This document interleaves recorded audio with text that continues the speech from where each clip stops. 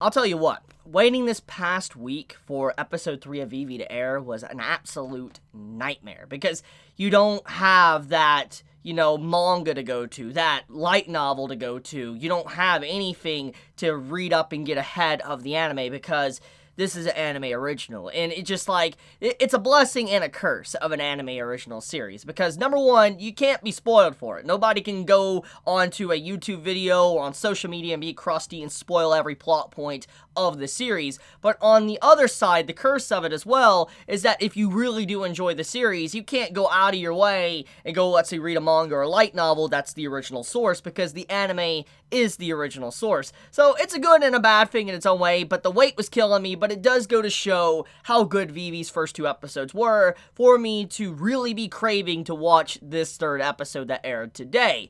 So anyways, if you have yet to watch Vivy, I'm just gonna say right now, stop what you're doing and go watch the first 2 episodes. It's easily one of the best series of this spring of anime 2021, and just as a FYI, if this is your first video of me you've ever seen or a Vivy you've ever seen, it's being written by the author of Re:Zero and also Chaos Child. So if you like those 2 series, give Vivy a shot. There is 3 episodes out. The first 2 episodes aired at the same time last week. 3rd episode just aired today.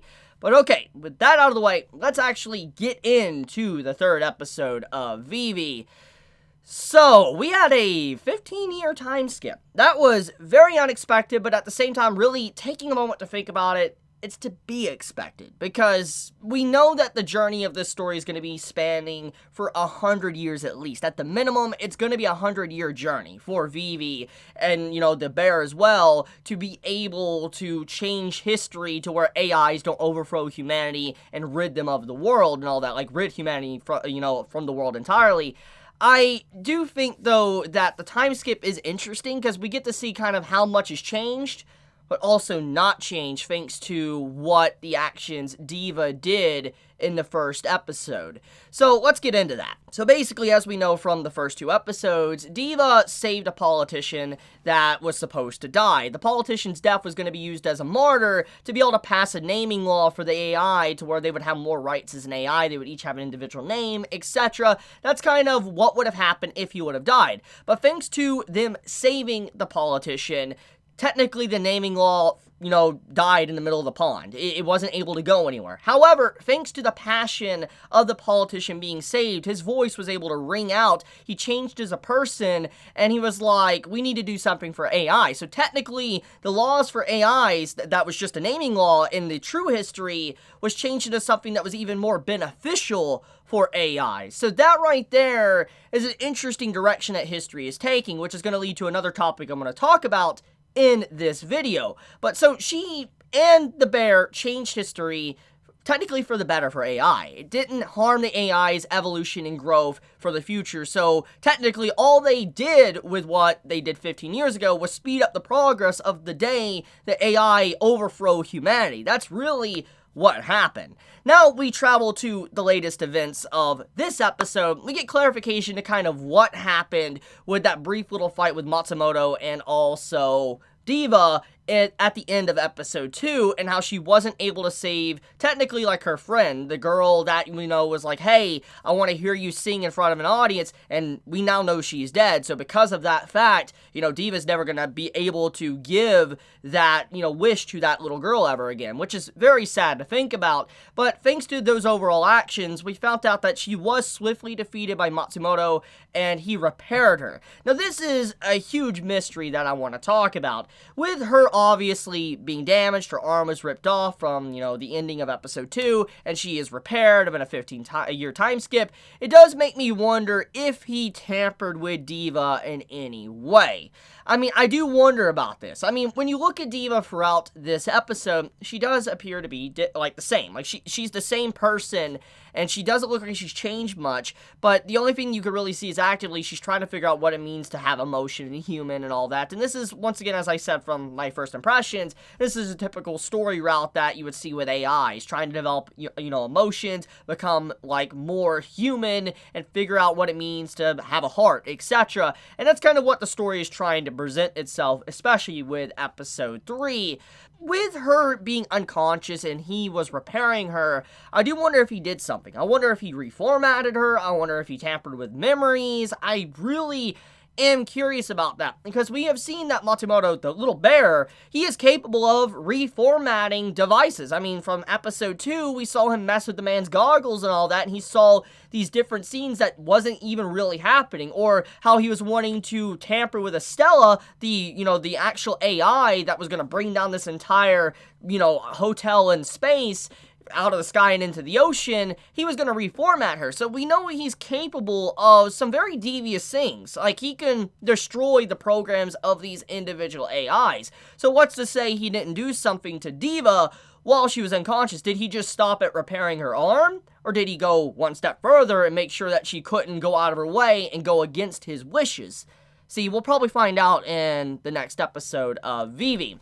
So, thanks to the 15-year time skip, we see that she has now managed to get an audience. People are now watching her show, her sing in front of everyone, which makes a lot of sense. Most likely the reason why she has a lot of people coming to her show and listening to her sing is probably because of the politician's voice. Him speaking out about an AI that saved him and all that, and he went back and he probably realized that Diva was maybe the AI that saved him. The point, though, is that it's clear that she is now getting an audience, and history is definitely changing. She now isn't just singing to no one now. She has people that are listening to her song, so she is definitely going down a better path than she would have had in the true history. We also see the bear, after being gone from her life for 15 years, he just appears out of nowhere, and he's like, hey, we got another mission. We gotta deal with this, space station hotel that's gonna fall out of the sky, and it's gonna hit the ocean, and it's thanks to this rogue AI that brought it down, and a lot of people died, and because of this fact,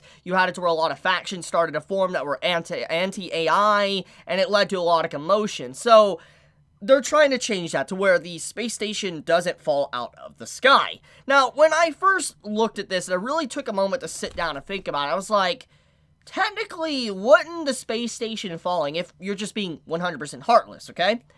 Technically, wouldn't the space station falling out of the sky be a good thing?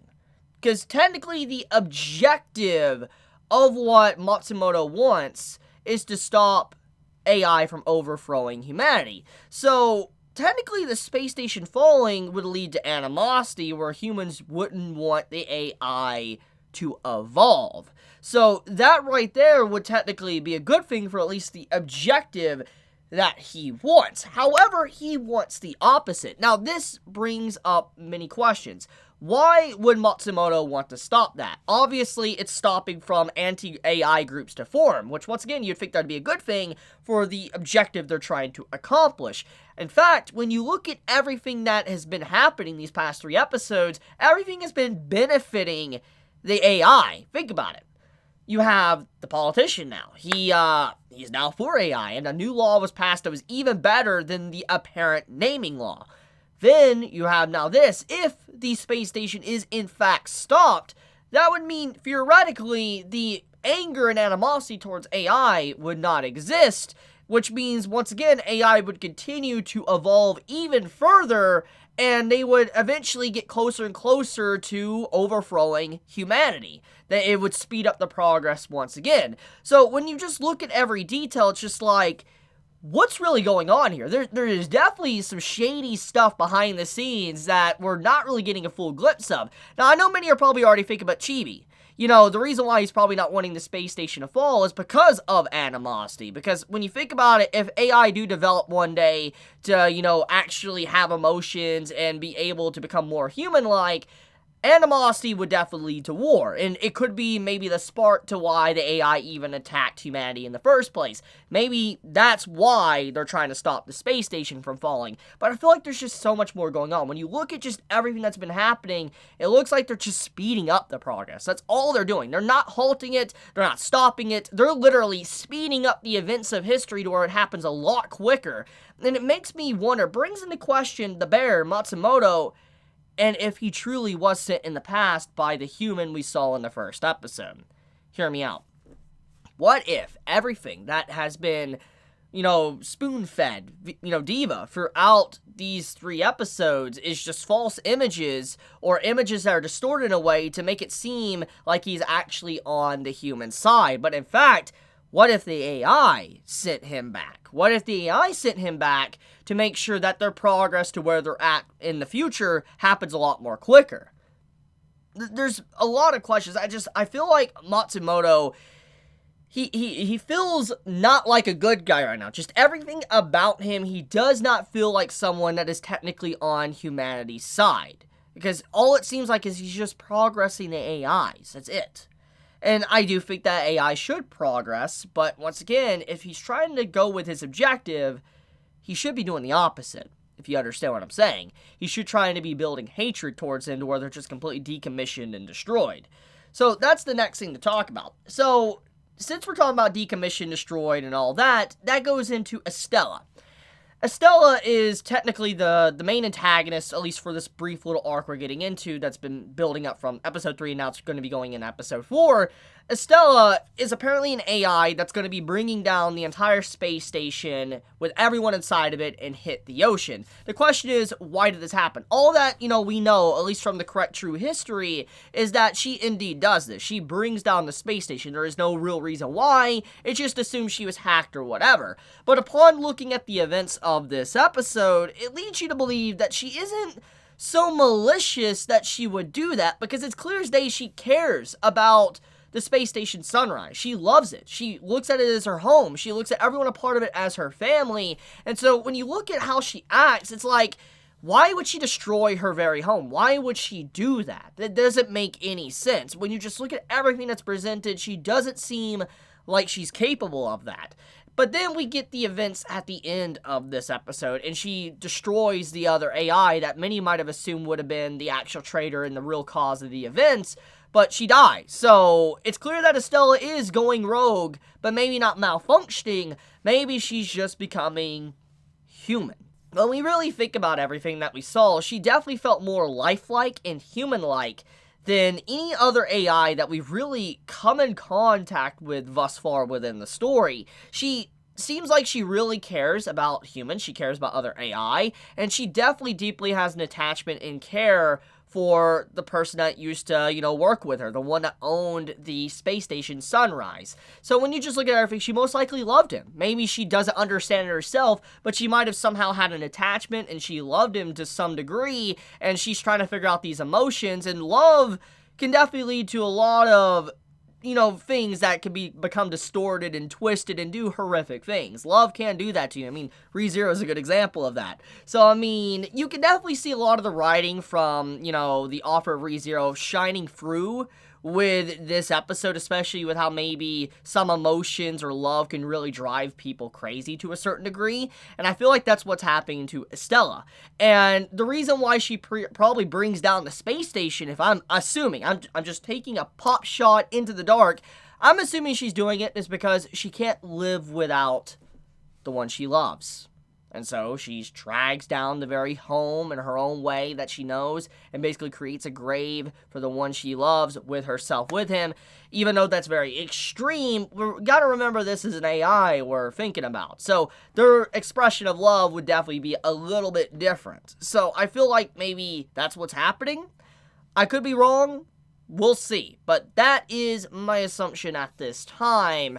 So I do think, though, that whatever's going to happen, it's definitely going to lead to where Diva's going to have quite the discovery, and she's probably going to find a little bit more human in her. She's going to evolve to have more emotions, and I do wonder, if she's going to save Estella, or if she's going to actually decommission / destroy her. Because technically, Estella is her little sister, so what will happen there? I really do wonder where the story is going to take us. But I'm going to leave it at that. It's a good episode. I can't wait to see where it's going to go. Anyways, if you enjoyed my content, please subscribe. If you got this video, please leave a like. And if you want to get notified for whenever I upload a video, please click the bell icon down below. And with that, Chibi out.